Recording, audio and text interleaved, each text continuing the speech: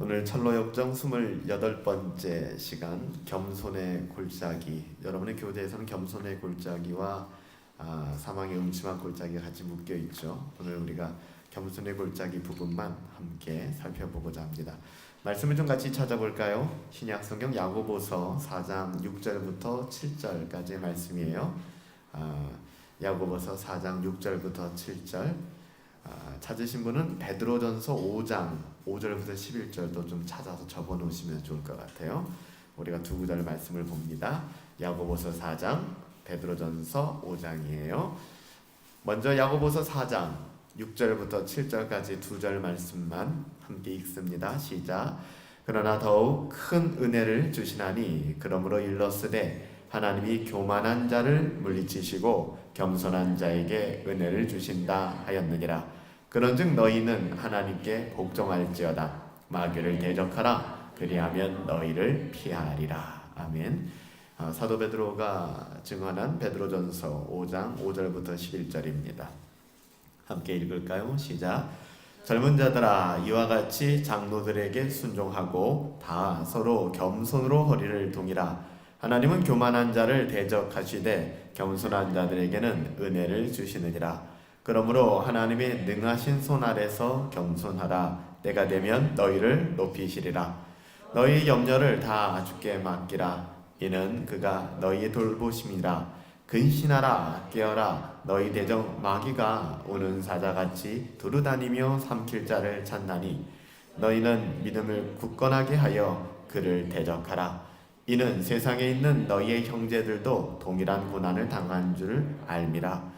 모든 은혜의 하나님 곧 그리스도 안에서 너희를 부르사 자기의 영원한 영광에 들어가게 하신 이가 잠깐 고난을 당한 너희를 친히 온전하게 하시며 굳건하게 하시며 강하게 하시며 털을 견고하게 하시리라. 권능이 세세 무궁하도록 그에게 있을지어다.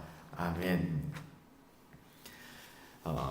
사도 야고보는 이렇게 증언하죠. 그러나 더 큰 은혜를 주신다라고 얘기하는데 큰 은혜, 작은 은혜가 아니라 원어적인 의미를 보면 more grace, 더 은혜를 주신다는 뜻이에요. 그러니까 큰 은혜라는 게 은혜를 받는데 좀 큰 은혜가 있고 작은 은혜가 있는 게 아니라 은혜가 끊이지 않도록 계속해서 주신다는 뜻이에요. 그래서 He gives more grace, 계속해서 은혜를 주신다는 거죠. 어떤 사람들에게 은혜를 주신다고요? To the humble, 겸손한 사람들에게 은혜를 주신다라고 합니다. 그렇죠? 오늘 특별히 우리가 겸손의 골짜기 요 부분들을 살펴보는데요. 크리스티아나와 그리고 자비양이죠. 자비심. 그리고 크리스티아나의 4명의 아들들이 등장하지 않습니까? 철로역정에 보면 그 아들들은 마태, 사무엘, 요셉, 야고보였어요. 이 4명의 아들들이 이제는 엄마와 함께, 어머니와 함께, 그리고 자비심이라는 장망성에 살던 한 여인, 젊은 처자죠. 이 누나와 함께 철로역정을 떠나는 것 아닙니까? 이들이 여러 가지 과정을 겪은 이후에 아름다운 집에 도착했죠. 아름다운 집은 뭐의 모형이라고 얘기했죠? 교회라고 말씀드렸습니다. 이 땅을 살아가면서 우리가 쉴 수 있고 누릴 수 있는 교회. 근데 오늘날 교회의 개념이 우리를 좀 힘들게 하는, 신앙생활은 힘든 거야, 이렇게 오해받고 있는 것 같아요.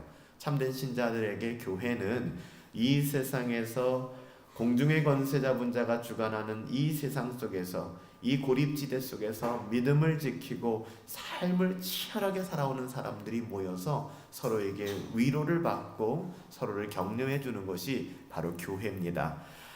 이 교회에서 한 달 정도, 이 중간지대에서 한 달 정도의 일정을 보낸 다음에 이제 겸손의 골짜기로 내려가는 장면이 오늘 이 내용이거든요.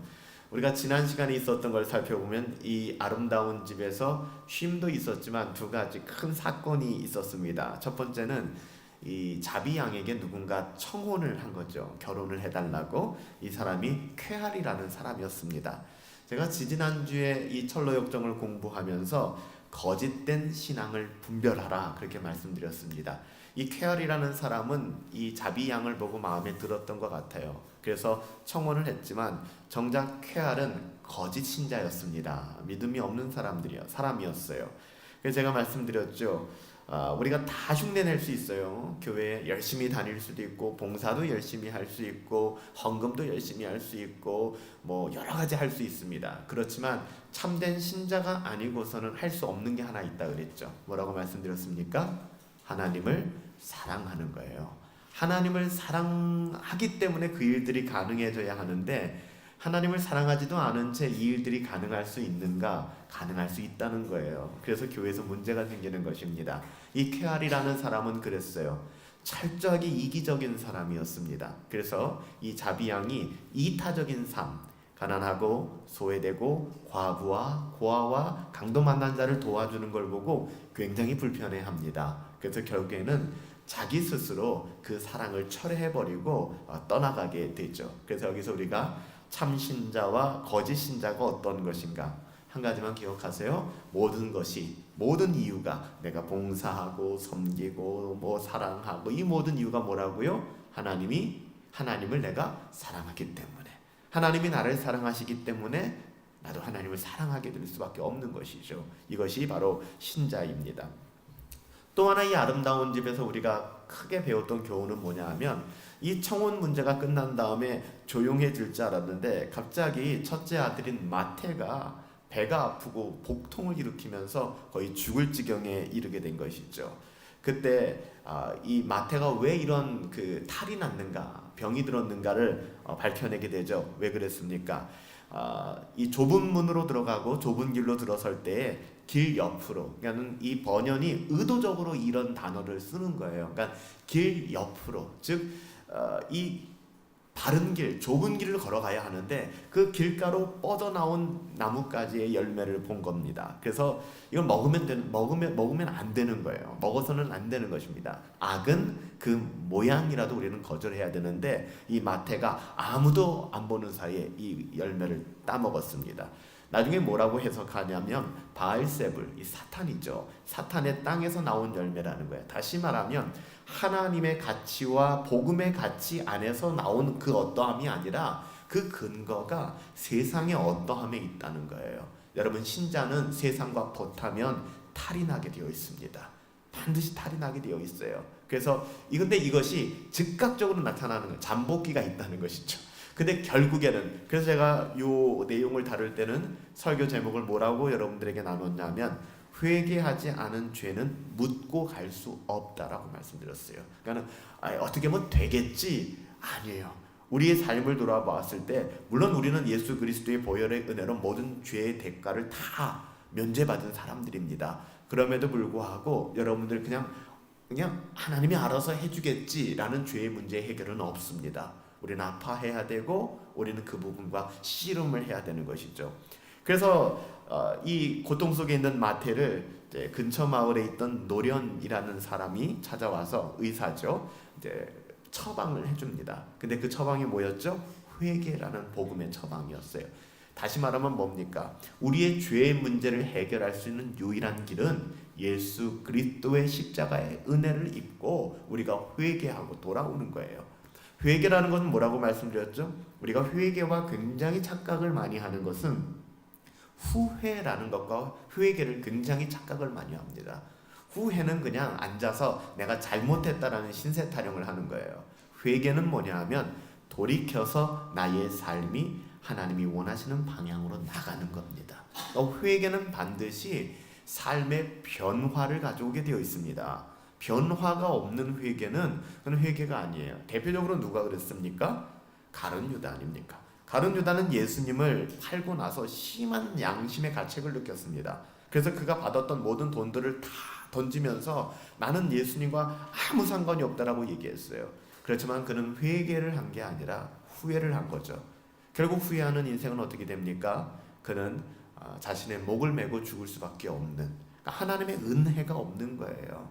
얘는 비참한 지경에. 근데 이 마태는 이 노련이라는 의사를 통해서 참다운 회개, 이 복음의 처방을 받고 나서 완전히 회복이 됩니다. 그러니까 뭐 이렇게 불구가 되거나 뭔가 어떤 뭐 부작용이 남는 것이 아니라 후유증이 남는 것이 아니라 완전히 치료가 되게 돼 있어요. 복음은 그런 능력이 있는 것입니다. 할렐루야. 복음 그런 능력이 있는 거예요. 그래서 여러분들 거듭난 신자들이 복음 안에서 어떤 죄책감에 사로잡혀서 그의 인생을 어둡게 살아간다면 그건 문제가 있는 것입니다. 우리가 신앙생활하면서 죄책감을 가지고 살아가는 것이 굉장히 신앙이 좋은 거라고 생각하시는 분들이 계세요. 그렇지 않아요. 여러분들 그리스도 예수 안에 있는 자에게는 결코 정죄함이 없습니다. 우리가 죄는 미워하고 아파하지만 죄책감으로 우리의 인생을 여러분 구기면서 살아가지 않아요. 하나님의 자녀들은 그렇게 살아가지 않습니다. 마태는 바알세불의 열매를 맺고 복통을 경험하고 굉장히 아파했지만 결국 회개함으로 말미암아 이 모든 것들을 해결할 수 있겠죠. 이제 오늘 본문에 들어가게 되는 거예요. 이제 아름다운 집을 떠나기 전에 어떤 일이 또 하나 있었죠? 담대라는 사람이 있지 않았습니까? 호위무사처럼 이들을 아름다운 집까지 인도해 주었던. 근데 끝까지 같이 가기를 청했으면 같이 갔을 텐데 그렇지 않았기 때문에 아름다운 집에서 다시 돌아가지 않았습니까? 깨닫고 나서 여러분 뒤늦어도 괜찮습니다. 깨달으면 회개하고 다시 그 길을 가면 돼요. 너 왜 이렇게 뻔뻔하니? 도대체 너 왜 괜찮아요? 상관없습니다. 그냥 다시 돌아가면 되는 거예요. 다시 돌아가면. 그래서 다시 담대를 좀 청해야겠다. 그래서 전가를 보내죠. 그래서 담대를 보내달라고 합니다. 어떻게 됩니까? 담대를 보내주죠. 이거는 뭐에 대한 예표라 그랬습니까? 성령님에 대한 것이라 그랬어요. 여러분 성령 하나님은 늘 우리와 함께 하십니다. 그래서 날마다 성령이 우리를 도우시지만 성령의 도우심을 구하는 이런 삶의 모습들이 필요하다는 것이죠. 오늘 본문을 제가 2개 읽었어요. 야고보서 4장 6절부터 7절이었고 베드로전서 5장 5절부터 11절이었는데요. 제가 다시 한번 읽어드립니다. 야고보서 4장 4절부터 7절이에요. 그러나 더욱 큰 은혜를 주시나니, 여기서도 말씀드렸죠. 큰 은혜, 작은 은혜가 있는 것이 아니라 He gives more grace. 그가 더 많은 은혜를 주신다라는 뜻입니다. 그러므로 일렀으되 말씀하였으되 하나님이 어떤 사람이요? 교만한 자는 물리치시고, 즉 교만한 자는 은혜가 없는 자들이에요. 그러니까는 이게 뭐 닭이 먼저냐 알이 먼저냐, 우리로서는 이게 좀 나누기 어려운 건데요. 쉽게 얘기하면 교만한 자에게는 하나님이 은혜를 주시지 않는다는 말도 되고요. 하나님의 은혜가 그 가운데 없기 때문에 교만해진다라는 것도 됩니다. 그러니까 똑같은 거예요. 그러니까 왜 교만해지는가? 그 안에 하나님의 은혜가 없는 거예요. 그 은혜는 뭐예요? 받을 자격이 없는 자에게 주신 거거든요. 그래서 나는 받을 자격이 없는 사람이야. 나는 여기 있을 수도 없는 사람이고 내가 두 발을 딛고 자유롭게 살아간다는 것만으로도 하나님의 놀라운 은혜야. 하나님 아니시면 나는 살 수가 없는 사람이야. 이런 사람은 어떻죠? 겸손할 수밖에 없죠. 반대로 모든 것을 내 마음대로 해오고 내가 원하는 대로 성취했던 사람들은, 이런 사람들을 성경은 교만하다라고 얘기합니다. 그래서 겸손한 자에게는 은혜를 주시고 교만한 자는, 원어적인 표현은 하나님이 등을 지신다 그래요. 내가 너를 등진다라고 말씀하십니다. 그렇기 때문에 너희는 하나님께 순복할지어다. 하나님께 순종하라. 하나님의 뜻대로 순종하라. 그리고 더 나아가서는 마귀는 대적하라. 마귀를 대적하라는 것은 가까이 하지 말라는, 악은 모양이라도 버리라는 거예요. 그리하면 너희를 피하리라. 우리가 읽진 않았지만 8절에 가서는 뭐라고 얘기하냐면요, 하나님을 가까이 하라. 그러니까 draw near to God. 하나님을 가까이 이끌어라, 그런 뜻이거든요. 근데 그 다음에 뭐라고 얘기해요? 야고보서 4장 8절에 가보면은 He will draw near to you. 너를 하나님께서 가까이 끌어주시리라. 우리가 지난 주일날 들었던 말씀처럼 여러분들 하나님을 가까이 하세요. 그냥 이거는 그냥 묻지도 따지지도 말고 그냥 주님 안에 거하려고 발버둥 치세요. 이거는 가식적인 행위 같아. 내 안에 은혜가 없는데 내가 무슨 경건을 힘쓰는 것처럼 하고 내가 무슨 또 신앙이 좋은 것처럼 해. 내게 은혜가 없는데. 이 굉장히 멋있어 보이죠? 아니에요. 자꾸만 이렇게 나가지 말고 더 의식적으로 경건을 힘쓰고 하나님 안에 거하려고 하시란 말이에요. 그럼 어떻게 한다고요? 하나님이 너를 가까이 하신대요. 원어적인 표현은 하나님이 너를 끌어당기신대요. 그러니까 네가 하나님을 끌어당기는 신용이라도 하면 하나님께서 너를 안아주신다는 거예요. 그러니까 사도 야고보가 그 이야기를 하고 있는 것입니다. 야고보서 여러분들 4장에 우리가 앞부분을 읽지 않았지만 앞부분의 배경을 보면 이게 이해가 됩니다. 정욕의 문제로 형제들 가운데 분쟁이 생겨요. 다툼이 생깁니다. 여러분, 교회 안에서도 다툼이 생기고 분쟁이 생기는 이유는 정욕 때문에 그렇습니다. 정욕. 이 정욕은 육신의 욕심, 그러니까 만족을 못하는 거, 욕심이 생기는 거예요. 자기 자랑. 그러니까 나의 자기 자랑이라고 하면 뭐 나는 자랑 안 하는데라고 얘기할지 모르겠지만 proud, 나에 대한 자긍심이에요. 그냥 나에 대한 자긍심. 그리고 또 하나는 세상을 사랑하는 욕구, 이런 것들이 정욕입니다. 이 정욕은 하나님과 원수가 되거든요. 그렇죠? 그래서 여러분들, 우리 안에 거하시는 하나님을 경험하지 못하게 만드는 게 이런 육신의 정욕들입니다. 그래서 여러분들, 정욕을 제가 또 다른 표현으로 여러분들에게 말씀드리면 뭐냐면요, 갈망이거든요. 갈망. 여러분, 갈망이라는 단어 아시죠? 갈자는 목마를 갈자예요. 이게 목이 마를 정도로 원하는 겁니다. 갈망. 목이 마르고 망자는 바라볼 망자. 그러니까는 아주 애가 타서 뭔가를 바라보는 것. 여러분, 우리는 무엇을 갈망하며 살아갑니까? 이거는 숨기지 못하는 거예요. 오늘 아침 말씀 묵상에서 사도 바울은요, 나 스페인으로 좀 보내줘. 로마 사람들이요, 날 좀 스페인으로 보내주세요. 왜요? 그 당시 이베리아 반도 스페인 포르투갈이 땅끝이었거든요. 그 이상 넘어가면 배가 수평선 안으로 떨어진다고 생각했어요. 그러니까 사도 바울은 참나게나 가지고 있었던 갈망이 뭐냐 하면 사람 살리고 싶다, 복음 전하고 싶다. 그리고 뿐만 아니라 예루살렘 교회가, 예루살렘이 아주 흉년이 들고 힘들어지니까, 기근이 드니까 그 안에 사는 예루살렘 교인들도 너무너무 힘들었잖아요. 그러니까 사도 바울은 가는 곳마다 헌금을 요청했어요. 여러분들은 그래도 먹고 살만하지 않습니까? 여러분, 줄이지는 않지 않습니까? 제게 좀 돈을 주십시오. 이 돈을 가지고 제가 예루살렘으로 갈 겁니다. 그리고 예루살렘 교회를 도울 것입니다. 오해도 많이 받았어요. 돈 밝힌다고. 오해도 많이 받고 공격도 많이 받았어요. 그렇지만 특별히 빌립보 교회 같은 교회들은 바울을 너무 아끼고 사랑해서 많은 연보를, 가장 가난했지만 많은 연보를 줬습니다. 그래서 오늘 로마서 15장에 가서 사도 바울이 로마 교회에 편지하면서 아침 말씀 묵상 내용이 그거였거든요. 그래서 제가 여러분들에게 적용점을 주고 여쭤봤잖아요. 어떻게 적용하셨는지 모르겠어요. 나는 어떤 갈망을 가지고 살아가는가? 무엇을 먹을까? 맛집 투어 다니고, 어디를 여행할까? 맨날 여행을 꿈꾸고, 나는 어떤 무언가에 대한 갈망은, 여러분, 이거는 숨길 수가 없는 거예요. 누구나 그 갈망으로 인하여 오늘을 살아가거든요. 그 갈망이 무엇인가를 점검하실 필요가 있어요. 이것이 육신의 욕심이거나 자기의 자랑이거나 세상을 살아가는 욕구라면 이것은 너무너무 위험한 거예요. 하나님과 원수가 되는 것을 사랑하기 때문에 그는 하나님 편이 아니라 원수 편입니다. 굉장히 여러분들 위험한 것이죠. 하나님께서는 이 모든 정욕을 이길 수 있는 은혜를 주시는데요, 특별히 그 은혜를 누구에게 주시는지 아십니까? 여기서 이제 우리 읽은 본문이 나오는 거예요. 겸손한 자에게 주세요.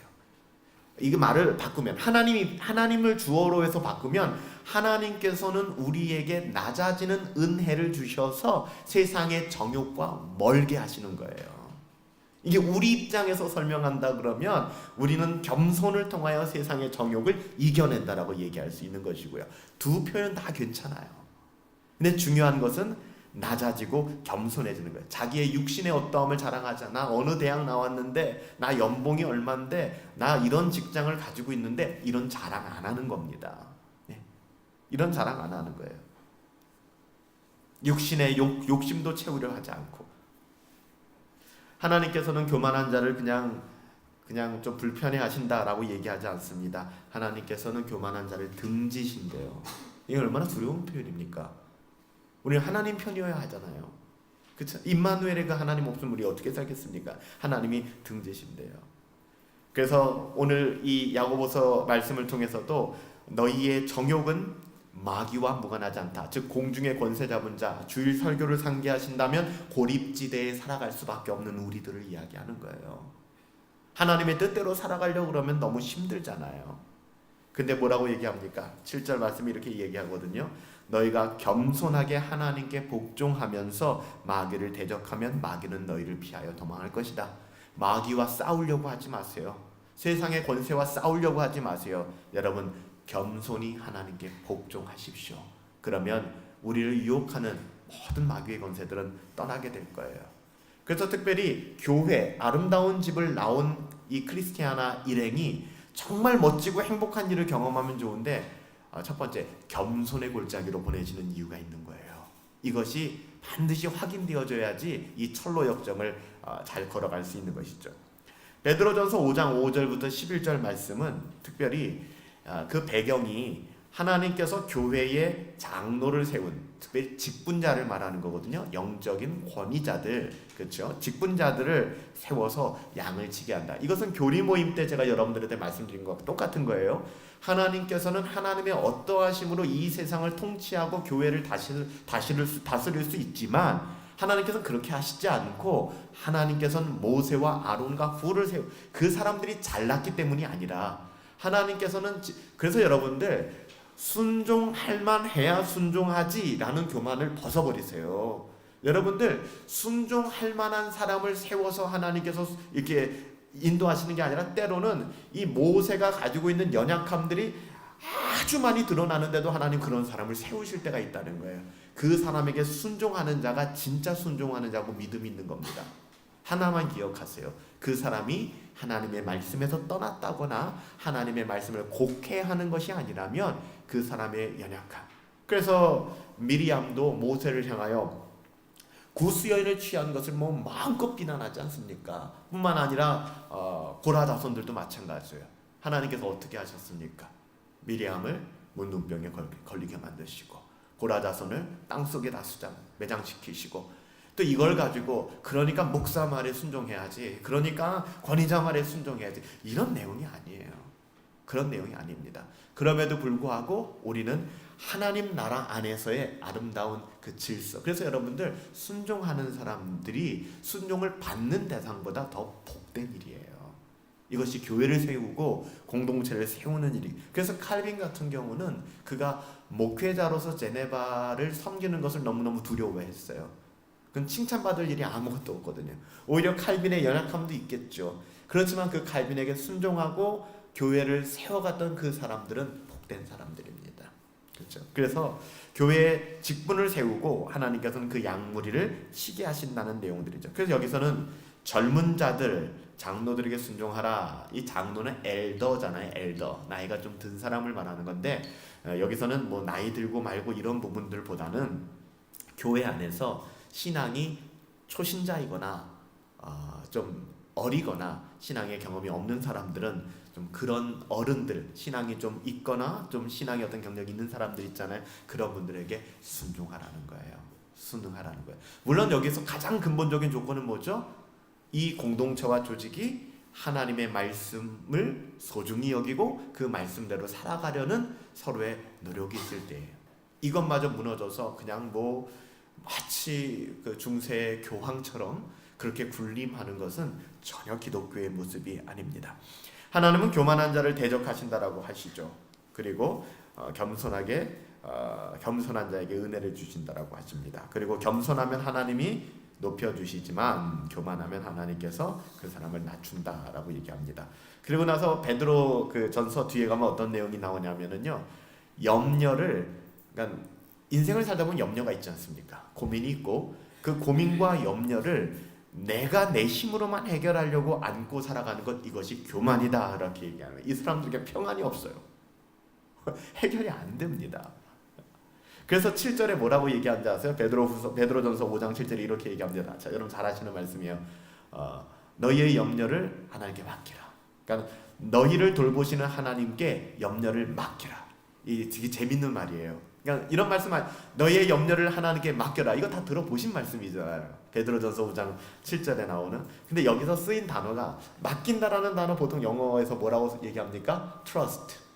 신뢰하고 믿기 때문에 맡기는 거잖아요. 그래서 너의 모든 염려를 주님께 의탁해라, 맡겨라, 이런 표현으로 사용하지 않고 여기 사용된 단어는 cast라는 말이에요. casting all. cast는 그냥 던진다.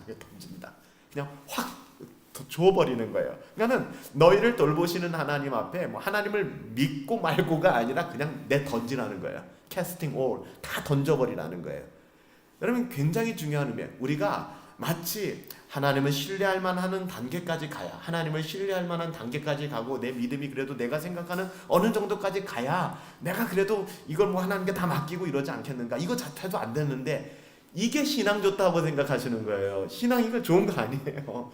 진짜 좋은 올바른 신앙은 뭐냐면 묻지도 따지지도 말고 날마다 주님 앞에 casting all, 다 던져버리는 거예요. 나의 모든 염려들을 하나님께 다 던져버리는 것입니다. 우리가 할 일은 우리의 삶의 염려가 아니라 영적으로 깨어서 마귀를 대적하는 것이다. 하나님께 우리 염려를 다 맡겨버리고 던져버리고, 모든 성도는 다 동일한 싸움을 싸우게 되어 있습니다. 그러나 하나님께서는 이 고난을 지나 영원한 영광에 들어가게 하시죠. 그래서 계속해서 말씀드리는 것처럼 수많은 믿음의 사람들, 믿음의 순교자들이 짐 엘리엇도 그랬고요, 영원한 나라를 바라봤기 때문에, 불과 그 청소년 시절이거든요. 짐 엘리엇이 그 글을 쓴 시기가 우리 세라 나이 때예요. 중학생 때. 그가 뭐라고 썼냐면 그 일기장에 영원한 것을 위하여 영원하지 않은 것을 포기하는 사람은 그 절대 어리석은 사람이 아니야. No fool. 그 사람 바보 아니다. 세상 사람들이 볼 땐 바보로 보는 거죠. 너 어리석다 야. 너 왜 그렇게 살아? 그렇지만 짐 엘리엇은 그 마음을 가지고, 그 당시 그래서 미국에서도 알아줄 만한 휘튼 대학을 들어가고 그 좋은 성적에 들어가고 그렇게 우수한 성적으로 졸업했음에도 불구하고 그는 그의 삶을 아홉 가족을 위하여 단 한 번도 복음을 전해보지 못하고 죽었지만, 너무나도 아름다운 이야기 아닙니까? 이것이 어떻게 가능할까? 영원한 것을 위하여 영원하지 않은 것을 포기하는 거예요. 그러니까 세상에 썩어질 어떠함에 가치를 두지 않고 오직 하나님 나라를 갈망하지 않으면, 하나님을 사랑하지 않으면 이건 흉내를 못 내는 거야. 흉내가 안 돼요. 그 순간에 내 총을 격발시키죠. 정당방위. 나를 죽이려고 했으니까 내가 보험 전화로 간 사람 죽여버리는 거예요. 근데 그들의 손에 권총이 들려 있었음에도 불구하고 그들은 그들을 죽이지 않았어요. 어떻게 보면 너무나 어리석죠. 경건과 분별 두 처녀가, 이제 아름다운 집에 있는 처녀들이거든요. 경건과 분별 두 처녀가 이제 언덕 너머 겸손의 골짜기까지 크리스티아나와 자비와 이 네 명의 아들들을 이제 인도합니다. 근데 이제 좀 장면이 하나 나오는 게, 이 경건이라는 여인이 갑자기 내가 잊어버린 물건이 있다 하면서 급하게 아름다운 집으로 돌아가요. 그러니까는 이 사람들 잠깐 여기 머물게 하고 돌아갑니다. 그리고서는 큰 그림 하나를 가지고 옵니다. 그리고 그것을 크리스티아나와 자비와 네 명의 아들들에게 이렇게 선물로 주죠. 그러면서 이렇게 얘기합니다. 여러분, 이것이 우리 집에서 본 모든 것들의 개관이에요. 보신 걸 혹시 잊어버릴까봐 이걸 보시면 다시 기억이 되살아나서 믿음이 굳건해지고 위안을 얻게 될 거예요. 이 말은 뭐냐면요, Don't forget, 잊지 마 얘기하는 거예요. 그러니까 우리는 너무 잘 잊어버려요. 그러니까 하나님이 우리에게 주신 은혜가, 그래서 뭐 예를 들면은 며칠 전에는 하나님의 은혜에 벅차가지고 울고 불고 막 난리를 치다가 며칠 지나면 마음이 막 돌짝밭처럼 그렇게 갈라지는 거예요. 왜 그럴까? 잊어버려서 그래요. 그래서 여러분들 모세오경을 보면 모세오경에서도 이스라엘아 들으라 보라 이게 이야기하는 것이 잊지 말라는 거거든요. 그렇잖아요. 여러분, 이스라엘 백성이 요단강 건너갈 때 거기다 막 돌을 쌓고 그러는 게 뭐예요? 잊지 말라는 거예요. 하나님이 요단강을 가르게 하셨다. 너희의 어떠함이 아니다. 하나님이 여리고를 무너뜨렸다. 이걸 기념하는 거예요. 그래서 나중에 자손들의 마음이 강팍해질 때 그걸 바라보면 오라, 하나님이 그 일을 하셨구나 깨닫게 하시는 거죠. 그러니까 여러분들이 여러분의 신앙을 자꾸 글로 남기는 작업은 굉장히 소중한 거예요. 굉장히 소중한 겁니다. 그래서 뭐 큐티를 하시든 여러분들이 어떤 그 영적인 메모를 하시든 자꾸만 남기는 거. 그래서 예전 학창 시절에 그 수필 중에 메모광이라는 거 있었잖아요. 메모광. 그래서 늘 언제나 그 사람은 적는 습관을 가지고 있지 않습니까? 그렇죠. 이게 중요한 거예요. 그래서 아름다운 집에서 보았던 그 하나님의 아름다움과 위로를 잊지 말라고. 왜냐하면 뻔하거든요, 잊어버릴 게. 그래서 큰 그림을 가져다가 선물로 준 것이죠. 이제 겸손의 골짜기로 이제 내려가기 시작합니다. 매우 가파르고 미끄러운 산비탈로 내려가니까 일부 찰로정 일부에 보면 크리스찬이 남편이었죠. 이 크리스찬이 아블론과 만나가지고서 싸움을 벌였던 곳입니다. 거기가 겸손의 골짜기예요. 그래서 이 겸손의 골짜기로 크리스티아나 일행은 내려가고 이제 그림을 선물한 다음에 경건과 분별은 아름다운 집으로 돌아가게 됩니다. 근데 여기서 이제 일부에 나왔던 내용들을 좀 리마인드를 시킵니다. 크리스찬이 아블론을 만나서 아주 격렬한 싸움을 벌이게 됐던 이유가 뭘까? 근데 사실 보면은요, 어떻게 이 겸손의 골짜기는 묘사되어 있냐면 책을 읽고 계시죠? 그 책에 보면은 겸손의 골짜기는 까마귀가 날아다. 우리는 까마귀 하면 이게 흉조니까 이게 무슨 죽음의 땅 이럴지 모르겠지만 까마귀가 날아다니는 여느 골짜기처럼 그냥 기름진 땅이었습니다. 우리가 생각할 때 겸손의 골짜기 어떨지 모르겠지만 근방에서도 가장 훌륭하고 그리고 비옥한 목초지였어요. 잠시 쉬는 곳으로도 제격이 없고 푸른 계곡과 아름다운 백합화를 볼 수 있는 곳이기도 했습니다. 근데 왜 크리스천과 어떤 순례자들은 이곳에서 아블론을 만나고 싸움을 하게 될까? 이 좋은 땅에서 담대가 함께 동행하니까 담대가 이것을 가이드해 주죠. 이렇게 얘기합니다. 우리는 이 골짜기를 두려워할 필요가 없습니다. 근데 조건이 있어요. 왜냐하면 우리가 화를 자초하지 않는 이상. 여기서 화를 자초한다는 게 뭘까요? 간단합니다. 교만해지지 않는 이상이에요. 그러니까 우리는 인생을 살아가는 데 있어서 교만하지 않으면 everything okay, 괜찮아요. 그러니까 뭐가 우리 인생을 망치냐면 교만입니다. 그러니까 교만이에요, 교만. 세상의 정욕을 살아가든 뭐 하든 어떻든 간에 내 힘으로 살아가려고 하든 교만을 만나니까 우리는 힘들어지는 것입니다. 그러니까 우리 안에 가장 큰 적, 우리 안에 아블론이 있다면 교만이에요, 교만. 겸손을 가장한 교만도 있거든요. 나는 못해, 하나님이 하셔야지. 교만이에요, 교만. 우리가 열심히 하나님의 은혜 안에서 해야 될 영역들도 있거든요. 이 겸손의 골짜기는 사실 우리에게 해를 끼칠 만한 것이 아무것도 없습니다. 여기서 크리스찬이 아블론과 만나서 아주 격렬한 싸움을 벌인 것은 팩트예요. 사실입니다. 그러나 중요한 건 뭐냐면 그가 큰 그 싸움을 하게 된 이유는 산에서 내려오면서 미끄러졌던 결과입니다. 이것도 하나의 은유적인 표현, 알레고리컬한 표현이거든요. 미끄러졌다는 건 뭐가 생각납니까? 너희가 선줄로 생각하면 넘어질까 조심하라. 그렇잖아요.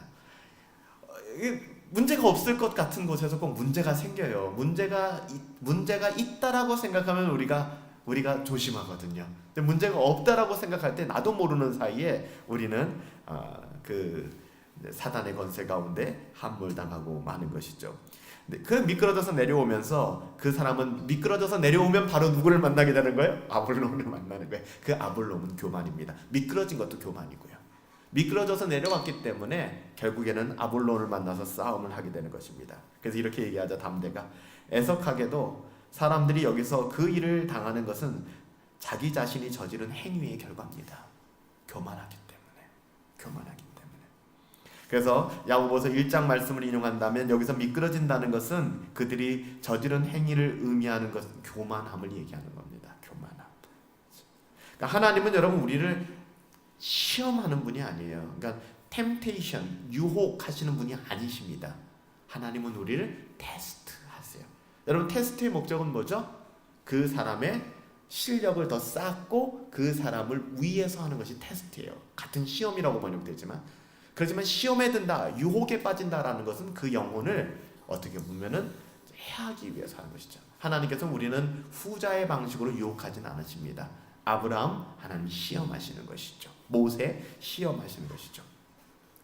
사람은 자기 욕심에 끌려 유혹을 받는다. 시험을 받는 건 하나님이 하시는 게 아니에요. 인간의 악함이에요. 인간의 죄성입니다. 사람은 자기 욕심에 이끌려서 대부분 그 욕심이라는 게 내가 싫은 거예요. 그러니까 내가 정한 기준, 심지어는 내가 정한 그 무엇이 나에게 합당하게 오지 않기 때문에 그냥 짜증이 나는 거거든요. 사람은 대부분 자기의 욕심에 이끌려서 유혹을 받습니다. 그래서 너무 까칠하신 분들도 회개하셔야 돼요. 때로는 둥글게 바라보셔야 될 필요도 있어요.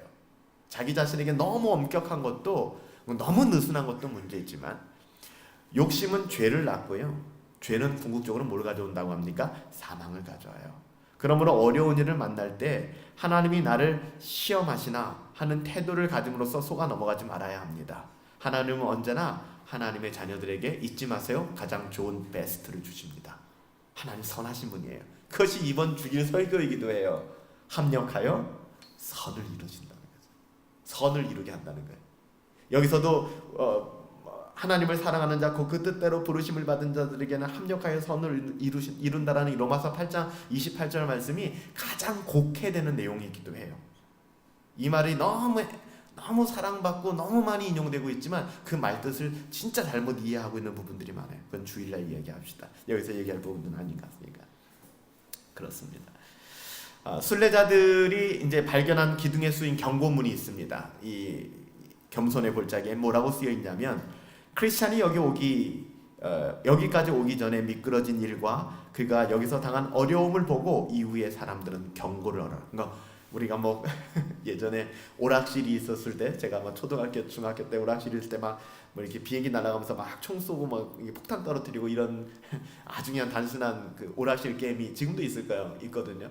보면 이제 꼭 이 스테이지 하나 넘어가기 전에 큰 악당 괴물이 나와요.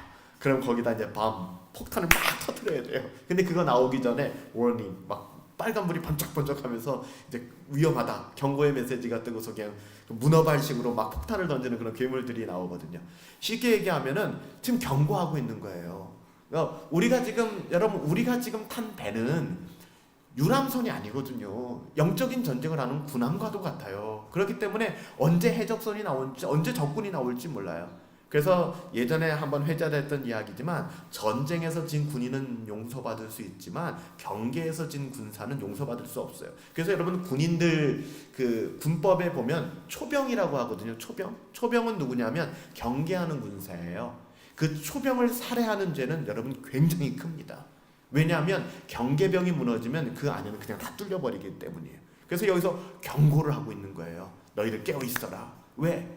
크리스찬이 이렇게 여기서 아블론과 싸움을 하고 거의 죽을 뻔하지 않았느냐? 너희도 다르지 않다. 교만하지 말아라. 겸손해라. 하나님을 바라봐라. 이렇게 얘기하는 것이죠. 그래서 이 순례자들이 기둥에 쓰인 경고문을 보게 됩니다. 그리고 이제 좀 더 가니까 겸손의 골짜기에서 자기 아버지의 양떼를 치고 있는 한 소년을 발견하게 되거든요.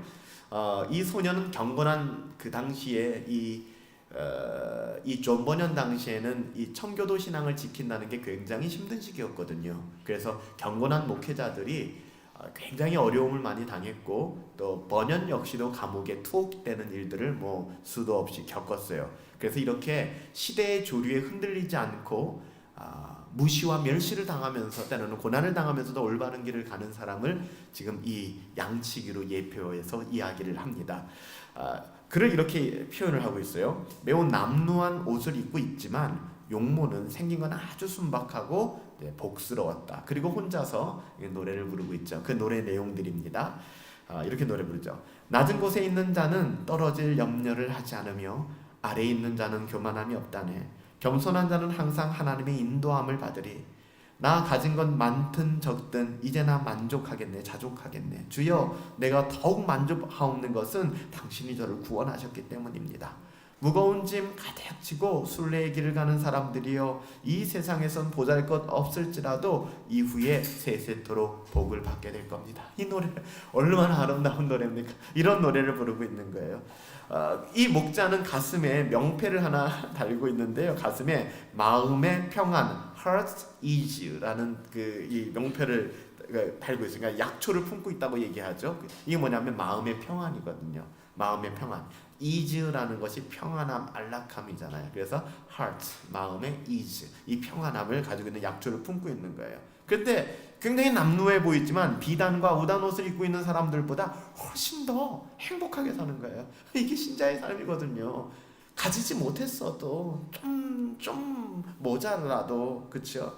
그래서 번연이 가만히 제가 보니까 이 소년을 통해서 존 번연이 보여주고자 했던 것은 그 시대의 복음 진리를 수호하고 전하는 대가 때문에 온갖 가난과 박해를 감내해야 해요. 여러분, 지금 이 세상의 가치 기준은 어떤 거예요? 있잖아요. 그 가치 기준대로 우리는 살 수가 없잖아요. 그러다 보면 우리는 투기도 못해요. 우리는 사기도 못 쳐요. 우리는 뭐 어떻게 하지도 못해요. 그래서 제가 우리 장년분들하고 우리 형제분들하고 나눔 가질 때 이런 부분을 나누다 보면은 본인들이 하시는 일들이 있잖아요. 예를 들면 뭘 팔아야 되는 일을 하잖아요. 그럼 뭐를 팔아야 되면 무조건 이건 너무 좋은 겁니다. 무조건 과대 광고를 하고 이게 팔아야 되는데 이게 양심에 걸릴 때가 있다는 거예요. 그렇죠? 세상 사람들은 그거 아무 걱정 안 해. 그냥 팔고 보자. 그러니까 뭐 어떤 사람이든 간에 그 막 주고 막 이렇게 하죠. 근데 우리는 그럴 수 없잖아요. 그렇잖아요. 크리스찬 의사들 같은 경우는 자기들이 생각했을 때 이것은 너무 약물이 과다한 것이다, 이거는 아니다 싶으면 그걸 금할 줄 알아야 되는 거잖아요. 돈이 된다고 그냥 다 갖다 처방하고 그러면 안 되는 거 아닙니까? 그런 거 비슷한 거예요. 그러니까는 가난하고 박해를 받으며 이렇게 살아갈 수밖에 없는 거예요. 그래서 존 버년 역시도 복음과 타협할 수 없어서 그 복음을 지켰기 때문에 얻었던 대가는 12년이라는 감옥 생활이었어요. 만만치 않아요. 우리 딸이 12살이거든요. 태어나면서 지금까지 감옥에 있다고 말도 안 되는 시간이에요. 버년은 12년 동안의 감옥 생활을 했습니다. 버년 자신뿐만 아니라 그 복음의 사역자들은 이 소년과 같이 구원의 은혜로 인하여 늘 자족하는 거예요. 감옥에 갇혀 있어도 자족하는 거죠. 겸손히 하나님의 인도함을 받아서 살 수 있는 것이죠. 그 어떤 사람보다도 그렇게 살아갈 수 있는 거예요. 겸손한 자만이 누리는 하나님의 은혜. 이제 마지막으로 이 겸손의 골짜기를 이야기하면서 겸손의 골짜기에 주님이 지으셨던 오두막을 좀 그리고 있어요. 주님은 이 골짜기에, 겸손의 골짜기에 오두막을 지으신 일이 있죠 라고 이야기를 합니다. 어떻게 보면 이것이 성육신 하시고 십자가에서 죽으시기까지 이 겸손의 골짜기에 우리 주님이 거하셨던 예수님의 삶을 이야기하는 것이거든요. 그래서 이것을 뭐라고 얘기합니까? 세상에 소음과 번잡함이 없는 곳이에요. 세상에는 소음과 혼돈이 가득 차 있지만 겸손의 골짜기만은 한적하고 평안함이 있는. 그러니까 세상에 부안해동하잖아. 옆에서는 어떻게 해서 돈을 벌어야지, 뭐 여기에 투자해야지, 뭐가 오른데, 뭐 여기에 뭐 사 이러고 있는데 그 사람은 조용한 거예요. 그러니까 이것과 별로 상관이 없는 거예요. 바보같이 너 왜 그래? 그래도 거기에 영향을 받지 않는 거예요. 다른 곳에서는 묵상하기가 어렵지만 여기 오면 그래서 묵상하는 데 있어서 방해받을 일이 없습니다. 하나님이 선명하게 보이게 돼 있죠. 이 골짜기는 순례자들을 사랑하는 사람들 이외에는 아무도 지나가지 않습니다. 이 겸손의 골짜기는 묵상의 골짜기입니다. 그 여러분들의 여러분의 삶 가운데 하루에 얼마간은 이런 시간들을 가지셔야 해요. 그래서 제가 아침 말씀 묵상도 솔직히 누누이 율법적인 행위를 하라는 이야기가 아니라 여러분들을 위하여 그런 유익을 삼으시라고. 왜냐하면은 혼자는 그게 잘 안 되잖아요. 혼자서 여러분들이 일기를 쓰시고 큐티를 쓰시고 그런다 그러면은 아침 말씀 묵상에 안 올리셔도 돼요. 충분하세요. 근데 그게 안 되니까 서로 지켜주자는 거죠. 그래서 목사님이 자꾸 올리라니까 올리기는 해야겠는데 그런 마음에라도 함께 해주세요 라고 하는 거예요. 그래서 저는 참여 못하시는 분들을 위해서는 그냥 기도해요. 이분들이 여기에 올리지는 않지만 하나님 말씀을 볼 수 있게끔 묵상하고 또 쓰고 생각할 수 있게끔 하나님 은혜를 주세요 라고 기도해요. 그러면서도 저 자신을 지켜보면은 저도 그렇게 안 할 때는 안 하거든요. 그러니까는 저만 그러겠어요. 그런 안타까움들이 있는 것이죠. 두 번째는 천사를 만나고 진주를 발견한 것이다. 그래서 크리스찬은 여기서 아블론과 만나서 힘겨운 싸움을 벌이기도 했지만 예전에 지나간 사람들 중에는 여기서 겸손의 골짜기에서 천사를 만나기도 하고 진주를 발견하기도 했다고 성경 말씀을 얻기도 했습니다. 그러니까 생명을 얻기도 했습니다. 그러니까 성경에 이런 내용들이 기록되어 있죠. 창세기 32장이라든지 마태복음 14장. 예를 들면 그 겸손의 골짜기가 이 야곱에게는 어디입니까? 야복강가거든요. 야복강가에서 그 잘난 자존심 다 무너지고 환덕도가 부러져 버렸잖아요. 그렇지만 거기서 그는 누구를 만났어요? 하나님의 사자를 만났잖아요. 이름이 바뀌었잖아요. 야곱, 속이는 자에서 이스라엘, 하나님과 대하여 이겼다. 그리고 세 번째, 겸손의 골짜기에서 얻게 되는 주님의 연금이 있죠. 주님의 연금이라는 게 그러니까 우리가 연금을 들다, 연금을 타다 뭐 이런 것들이거든요. 그래서 이제 어떻게 보면 이 겸손의 골짜기를 지나면서 하나님의 은혜가 우리 가운데 쌓이고 또 우리가 받게 됨을 이야기하는 것이고요. 네 번째 보면은 주님이 이곳에서 거닐기를 좋아하셨다고 얘기해요. 그래서 자비양이 이렇게 얘기하죠. 너무 예뻐요. 자비양이 이렇게 얘기하죠. 여기는 제 마음에 너무 쏙 들어요. 그러니까 일찍이 케왈이라는 사람하고 같이 살 수가 없는 사람이에요. 자기 양이 여기는 제 마음에 쏙 들어요. 저는 마차 지나가는 소리나 술에 덜그락거리는 소리가 없는 그런 곳을 좋아해요. 여기서 별로 방해받지 않고 명상에 당겨서 묵상하면서 내가 누구며, 중요한 얘기죠. 내가 누구며 어디서 왔고 무엇을 해왔으며 나를 부르신 임금님 하나님의 뜻이 무엇인가를 생각할 수 있는 그런 곳이 여러분들에게 계십니까? 있으셔야 돼요. 겸손하게 24시간 중에 30분만이라도 15분만이라도 여러분들 겸손하게 그 시간을 할애하세요. 그 시간에 공부 안 해도 돼요. 그 시간에 사업 준비 안 하셔도 돼요. 그 시간을 여러분들 회복하시는 것이 어떻게 보면 겸손.